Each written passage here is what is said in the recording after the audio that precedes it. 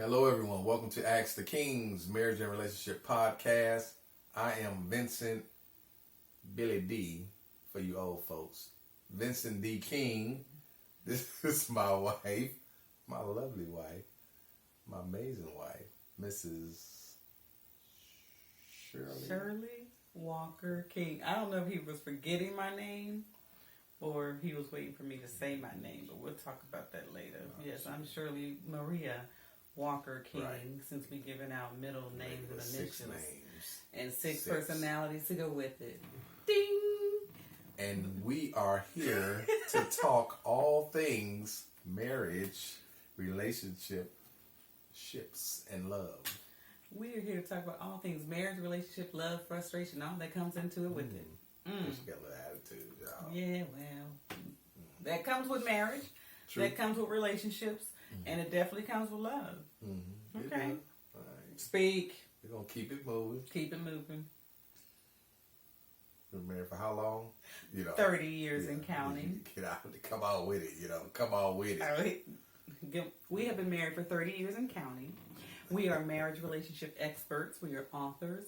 And we have done facilitation workshops for couples engaged and dating. So we don't just talk about what happens in a marriage. We talk about what happens before a marriage, during a marriage, and if you don't act right, after a marriage. Correct. Correcto, Mondo. Okay. All right, and she got that out. We're going to get into a few things, but Yes. on this episode, we actually want to talk about creating a family action plan. A family emergency action plan if you don't have one.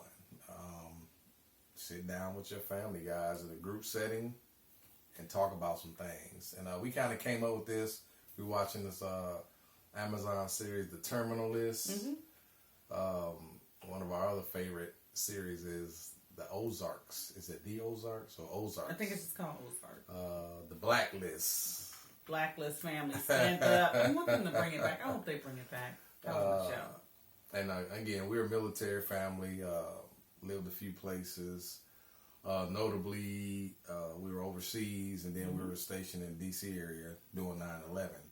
So that kind of prompted our wheels spin a little bit with everything that's going on. Just kind of thinking okay, what do we need to be doing? Talking to our kids. We need to be sitting down and just create a plan for whatever happens, whatever disaster happens, whatever emergency that comes about. So you just need to be talking to your loved ones, especially your kids. Yeah. So you definitely need to speak to them in case of emergency or disaster. And not only just your kids, but in our case, your parents. Oh man, yeah. It's probably them first. Yes. Our parents, what to do in the event of an emergency. So we've had to have that conversation with our adult child, not adult child, but our adult person we gave birth to, and our parents, because in these days and times, things have definitely changed. And if the pandemic and COVID and the social unjust and the racial riots haven't taught us anything, you need to have a plan of action. Yeah. I mean, just literally sitting down at the table, just like you're eating dinner or whatever else. Family gatherings, you guys need to really sit down and talk about, if this happens, what are we going to do? I mean, plain and simple. No other way to do it. No, yeah, you just really have to be prepared. You need to be informed. And you need to have everybody ready to take action, and everybody's going to have to play a part in the family emergency plan. So we're going to go into a few little tips that we have of why and what we feel you need to do to be prepared and ready for an emergency. The first thing is what exactly we already talked about is an action plan. An action plan, a family emergency action plan is just that. A plan of action in the event of emergency, whether it's a natural disaster, whether it's a local emergency, there could be a shutdown at the school, there could be, unfortunately, a shooting at the school, Power outage. Power outages, freeze, what was it? Winter freeze. Yeah, we had that as well. So it was like, if if you're on the grid, whose power is going to go out. So between my mom's power going out, my mother-in-law, my brother and sister-in-law, ours going out, where we're going to stay at, who's going to come to whose house, you know what I mean? Right. And I think it happened with all of us. It kind of, Yeah, and you need to have a backup to it because in here where we live, we've never actually been hit with the power outages, right. The blackout or the freeze. It had never affected us personally where we live, but this last time it actually did, and we lost power where we live for about, I think it was 8 hours. Yeah. Again, not major compared to where my mother was at. They lost power, water, or something for almost 8 days that they were out of something. And we were having literally a freeze now. Yes. So it wasn't just power's out. So you had to have some heat. So we were in a freeze situation. And Texas is not used to that type of stuff. You know, I'm from Ohio. I'm used to that. But we don't lose no power. We know what to do. We know what to do. We knew what to do too. Yeah. Try to find a hotel. That's what you need to do. Yeah, some people have to find a hotel. Some people toughed it out because you can use your fireplace depending on what type of fireplace you have to burn wood, whether it's electric or a wood burning fireplace. It was hard to find that. Yeah, so that's it was another hard to thing. find that. So you need to be prepared. Do you need to have wood in your backyard or in your garage or in your he shed or she shed, whichever one you call it? Just things that you need to do in the event of emergency. Yeah, and who's in your, who's in your immediate family circle? So yeah, so things you want to consider, like you just said. Who is actually in the family circle? Yeah. So and basically here where we are, her mom, my mom, brother-in-law, sister-in-law. That's kind of what's here in our circle here in Texas. And our daughter. Oh, did I ain't say our daughter? Ooh, boy, she can't see this. She included automatically, all right? Yeah, that's just automatic. If you include automatic. me or you include him, you include her. That's just automatic. So one of the other things you want to know is what to do in the event of an emergency and what type of emergency. Because a different emergency may call for a different action plan. Yeah. For example, if it's raining or flooding, we know who lives in the flood zones and we're not going to that house. We know we're not taking my car in the event of a flood because my car is the lowest riding car. So you want to jump in the truck. We'll probably need to get the boat back over here in case. You never know. But we kind of sit a little higher, so we never had any issues with flooding. Tornadoes, that's a big thing down here in the South. Never actually hit us here, knock on wood, but literally up the street. So, them things jump around, so hopefully it never will. But and then so we said who, we said what, and the third one. How are you going to get there in an event of an emergency or disaster? How are you going to get there? So, if you have an issue with your vehicle or if it's just too chaotic, bikes, I don't know. You have to figure that out. We can jump on our bikes and get to where we need to go. Yeah. So just something to kind of throw out there, brainstorm, and to think about. Yeah, so as you're developing your family emergency action plan, again, you want to talk about who is in the family, what to do in the event of an emergency, when is there an actual emergency, where to go in the event of emergency, how you're going to get there in the event of emergency. Who, what, when, where, how. Yes, the basic journalist questions, because my thing is, during an emergency is not the time to be asking me all these questions about who, what, when, where, how. Exactly. If we're in an emergency, follow suit. So it's practice. It's just like anything else you're doing. You want to practice the action plan. So once you actually create it, then just practice it. So you guys should know what to do when something happens. We were stationed over in Italy.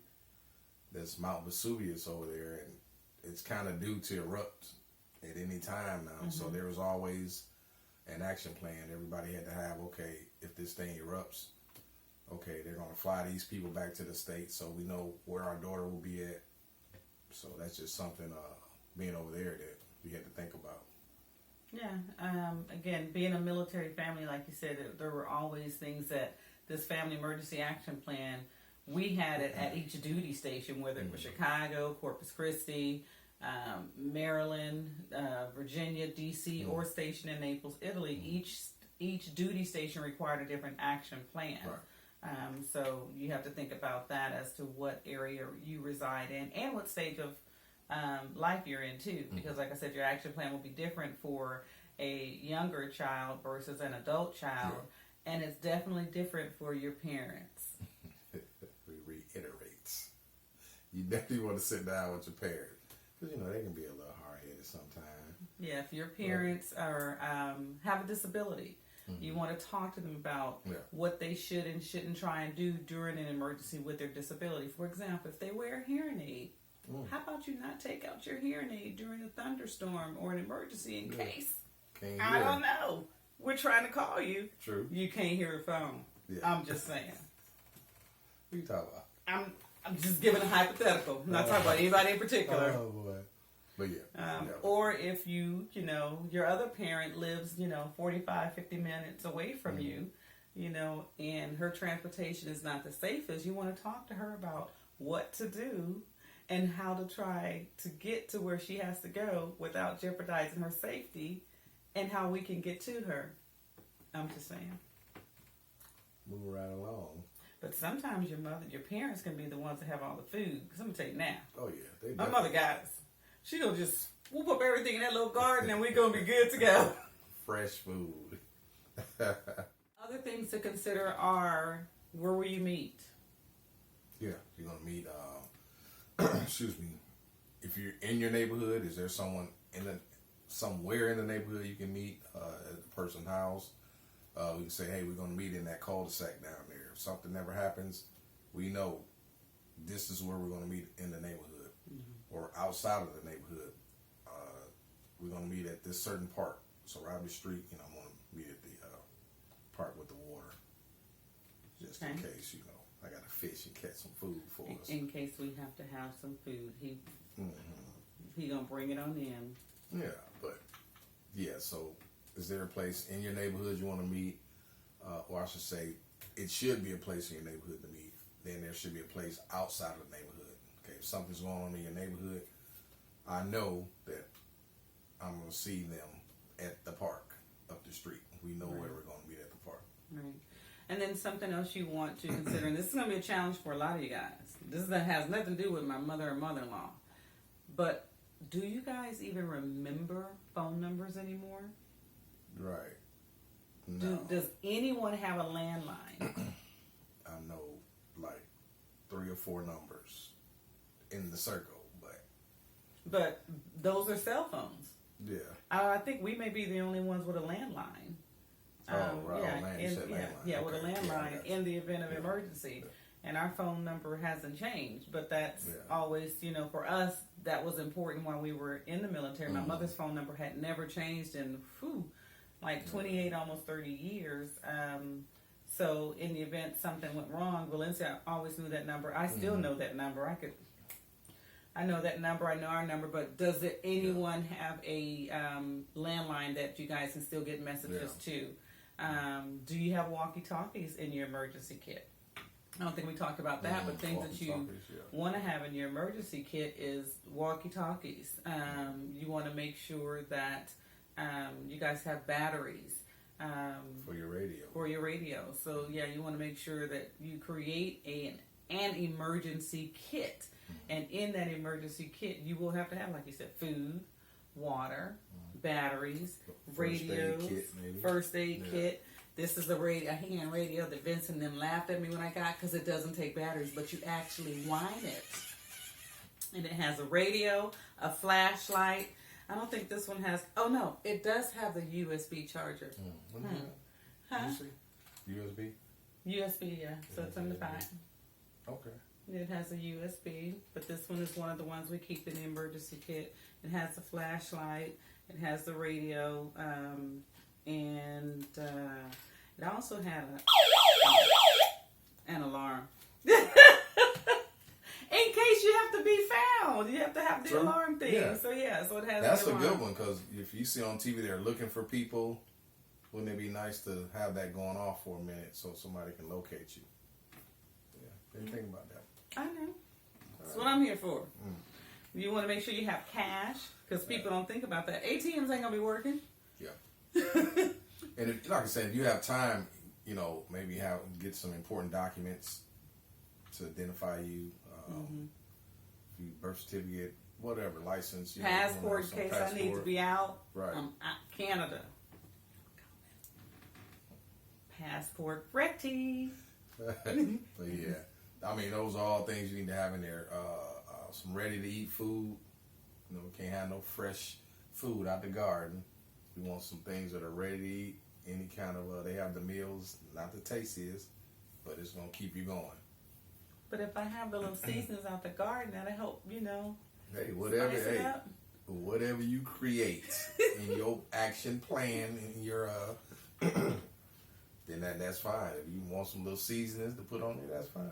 I'm just saying, but like you said, you want to have some things for your emergency kit. Everything from cash to guns to extra gas in the event. Again, you don't know exactly, and this could never have to be the case, but in the event, you want to at least have a small emergency kit ready for, you know, if the family has to jump up and go. Yeah, definitely. You also want to make sure that the kids have, or that you guys have, a family secret word. Yeah, we've always had a secret word when Valencia was growing up because she's not going to come to the office and they're going to say, your Uncle Kevin is here to pick you up, and she's never seen Uncle Kevin. If Uncle Kevin didn't know the family secret password, Valencia was not going with no damn Uncle Kevin or anybody else. So that's just something that you want to educate and inform your kids on, that there is a family secret password that nobody knows, and you tell them outside of who should know it. Yeah. And in the event someone outside of the circle has to get them, you've told them that word, and if they know that word, they can be trusted. They're good. Yeah. They're good to go. And that's for opening doors, you know, when the parents are not home. You know, Valencia knew it could be some family members, and I said, if they don't know the password, don't open the door, because I didn't know they were coming by. Yeah. But you want to have that for picking up your kids from school or work or something like that. Definitely. Yep. So I guess we do a recap. Okay. Let's recap everything we kind of spoke about. How will you contact each other? So again, you know, you guys should memorize phone numbers. You might have to, you don't have your phone, but if you memorize those numbers, you might be able to use someone else's phone, you know, or be in the local business. You can remember somebody's phone number to, you know, contact someone. Where will you guys meet, or is there a shelter or a safe house that you guys would meet at? Who has the safe house? Is it, you know, the Smith resident that have a safe house, or is there a shelter that you guys would meet at? You want to talk about that? An evacuation route. So I don't think we actually said a route. So there might be a particular route, the way you're going to get to where you need to go when you guys meet up. So probably where we're talking about at the park, there's like a couple ways to get there. So depending on what's going on, we say, hey, we're going to take this way, you know, take this route to actually get to that destination. Yeah. Agreed. And you want to communicate that. So you want to communicate the who, what, when, where, and how. I ain't got time to be playing with you about the why, because you should have been paying attention during the action plan strategy so you would know the why, okay? If you don't remember the why and don't know the why, follow suit. Shut it up, get in line, and keep up. Yeah, what she said. And also, do you need to update your preparedness kit? Yeah. You know what I mean? So you will need to do that. Go in there, check the batteries on every, you know, you're not going to just have it sitting there for a year. She got to wind it up. Or make sure it winds up. You want to have more than one. USB? Yes, it's right here. I can't get it because of my nails. You got to wind it up. How you going to? Okay, never mind. If you don't like this one, that's that new. You get another one. I think she got that from the dollar store. I don't care where I got it from. It works. They got a 50-cent store now. I think that's what she got that from. Yeah, he gonna get moved out of the circle. But update your kit. Look at the expiration date on certain things, foods you might have in there. Check your batteries to your radios. I mean, like you say, you have water, things like that. But just kind of constantly do a check on, you know, you might be updating some stuff, adding some stuff to it. Okay, I'm going to take this out, but just kind of update it. And, You want to check those expiration dates. yeah, I said expiration dates definitely. And then the big one to me is for you guys who have your kids in school, the school emergency plan for your kids that are in school. So you need to talk to them about. I think they all see what's going on in these schools now. So a lot of these kids are kind of nervous shouldn't be nervous going to school. You don't know what can happen. So I know they don't. I don't think they really allow kids to have their phones, but Oh, they do. It's horrible. yeah. It's so horrible. they actually do. Yeah. Okay. I mean, I don't even know if they allow them, but kids do have them. Yeah, but it just needs to be some kind of way. I just think they just have to deal with that. Yeah, you should have your phone out, but I think they should be allowed to keep it on them, but it has to be off. You know what I mean? That's a whole nother topic. So Yeah, but I mean, if you teach a class, you see if somebody's doing something with it. But yeah, it needs to be, off. But I don't know. That's just something you got to talk about. Yeah, so I mean, it is what it is. But whatever emergency plan you guys have for your family, try and make sure that it's updated. Have a point of contact for your kids, and let your kids know when, where, and what to do in the event there is an emergency at school, at college, at a mall, or wherever. Always know your exits when you're going into a place, things like that. You just really have to talk to your kids. It may be frightening, but you do have to educate yourself and your kids on what to do in the event of emergency. So we hope that you guys got some takeaways from this. Again, this was episode on how to create a family emergency plan. Yes. We are Vincent and Shirley Walker King. We are Ask the Kings Marriage and Relationship podcast on Facebook, YouTube, Instagram, and those other ones too. Twitter World, all that good stuff. So we hope that you guys like this episode. We will be coming back with some more episodes. We will be coming back with one answering a lot of the questions that you guys are sending in. There's some relationship questions that we're going to be answering coming up soon as well. So follow us, support us. We appreciate you. Yeah. Thanks for tuning in. And as always, we leave you with this. Marriage and relationships are what you make it. So continue to put in the work.